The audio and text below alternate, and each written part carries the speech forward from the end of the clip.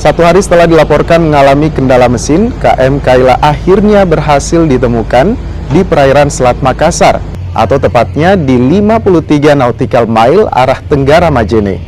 KM Kayla ini berpenumpang 11 orang pemancing dan 4 orang ABK. Para penumpang dan ABK langsung dievakuasi ke atas kapal Basarnas untuk segera diberikan pertolongan dan pengecekan kondisi kesehatan. KM Kayla bertolak dari Tanjung Rangas, Kabupaten Majene untuk memancing di perairan Selat Makassar, namun saat sedang memancing, tiba-tiba kapal mengalami mati mesin.